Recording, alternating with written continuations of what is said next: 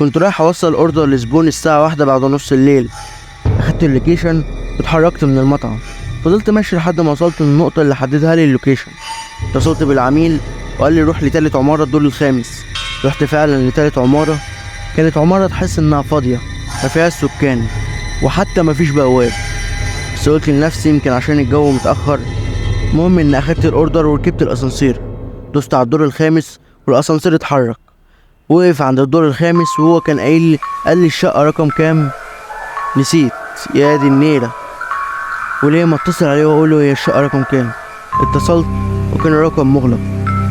طب هعمل ايه دلوقتي؟ مش معقول انا اخبط على الشقة في الوقت المتأخر ده.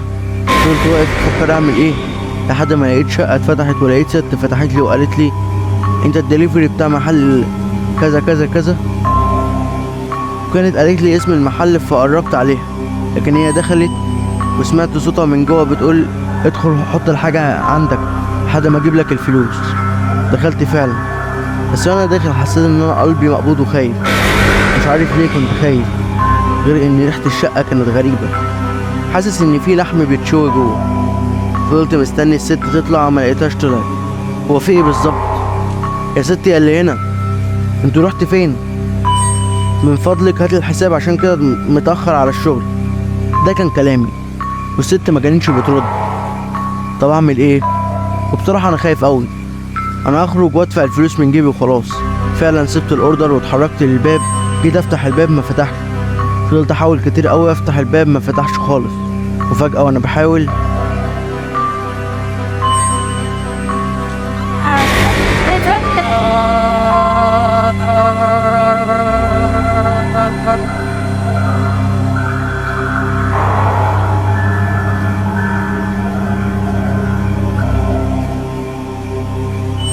سمعت صوت صرخة، حرفيا قلبي كان هينط من صدري.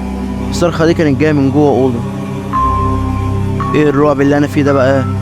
هو انا دخلت شقة مسكونة ولا ايه؟ وانا واقف مرعوب لقيت الست خرجت تجري وكانت جاية ناحيتي. وقلت لها السلام عليكم ورحمة الله وبركاته. حبايب قلبي عاملين ايه؟ يا رب تكونوا بألف خير. انا محمد حسام ودي قناتي. النهارده معانا قصة جديدة، قصة شقة أم جنة. بس قبل ما نبدأ متنساش تشترك في القناة وتفعل الجرس عشان يوصلك كل جديد. يلا بينا نبدأ. لقيت الست خرجت تجري وكانت جاية ناحيتي. في ايه؟ عايزة مني ايه؟ تعالى اخلص، مفيش وقت، لازم انفذ دلوقتي. تنفذي ايه يا مجنونة انت؟ الست دي سحبت ايدي وشدتني الأوضة. جوه بقى لقيت بنت صغيرة حوالي 10 سنين نايمة على السرير وصدرها كان مشقوق نصين. نهار اسود، تعملي ايه يا مجنونة انت؟ الست كانت ماسكة سكينة في ايديها. خرجت قلب البنت الصغيرة وراحت قالت لي اجري على المطبخ بسرعة، هتلاقي عندك شمع هاته، وفي جردل في مية هاته بسرعة. يلا مفيش وقت، لازم تحضر دلوقتي. انت مجنونة، خرجيني من هنا. نفذ والا هتكون مكانها. الست قالت الجملة دي وحرفيا لقيت عينيها اسودت ووشها كله بقى مرعب زي الشياطين بالظبط. وده خلاني اجري المطبخ واجيب اللي قالت لي عليه. جبت لها الشمع والجردل وهي حطت الشمع على الارض، والجردل فضت فيه شيء لونه اسود معرفش ده كان ايه. حطت بعدها قلب الطفل، وبعدها قالت لي شيلها نايمها على الارض. اشيل مين؟ جنة. شيل جنة بسرعة مفيش وقت. شلتها ونيمتها على الارض، وبعدها طلبت ان اقعد جنبها على الارض، ومسكت ايدي وقالت لي اغمض عيني، وردد معاها جملة واحدة بس: طارش. كنت خايف قوي بس نفذت لانها كانت بتكلمني ومنظرها شكله مرعب قوي. فضلت اردد معاها طارش كتير قوي، وبعد لحظات حسيت ان في كائنات كتير حوالينا. حاسس بحرارة شديدة، حرارة بتخبط في وشي، غير ان حسيت بملمس ايادي بتمشي على جسمي. وده خلاني افتح عيني عشان اشوف ان الطفلة جنة واقفة على رجلها وامها فرحانة قوي وبصالي. انا نجحت اخيرا، جنة رجعت. مش معقول اللي انا شايفه. جنة الطفل اللي صدرها كان مشقوق نصين وقلبها خارج من مكانه واقفة دلوقتي بتتحرك. بس اللي حصل بعد كده كان صعب قوي. جنة وهي واقفة جنب امها لقيتها بتمسك راسها جامد وبتصرخ فيها وهي بتقول انت فاكرة انك رجعتي جنة بنتك؟ انا شيطان جنة وموتك على ايدي زي ما كنت السبب في موت جنة. انا برضه هموتك بنفس الطريقه اللي ماتت بيها. سحبتها جامد من شعرها، مستحيل يكون دي لان مفيش طفله يكون عندها القوه اللي تسحب بيها ست اكبر منها. سحبتها المطبخ وراحت ناحيه انبوبه البوتاجاز وفتحتها، وراحت بعدها جابت طاسه مليتها زيت وسخنتها جامد على النار.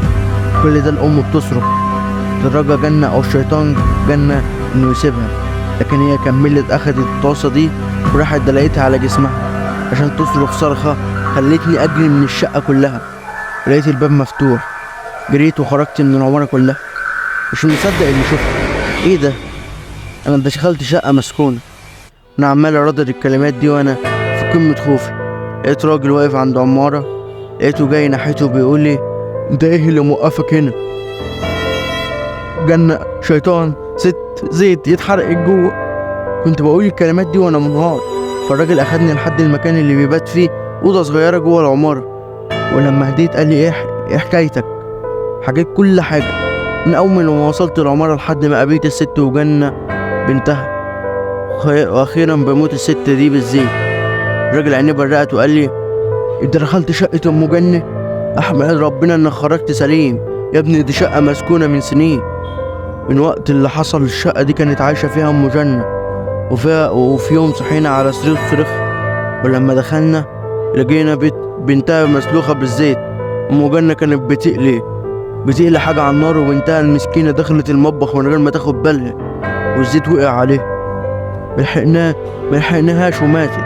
ومن اليوم دي امها اتجننت، وبقينا نسمع صوتها كل يوم بتقول كلام غريب، لحد ما صحينا على صوت صريخ جامد، فلقيناها مرمية في المطبخ وجسمها كله مسلوخ.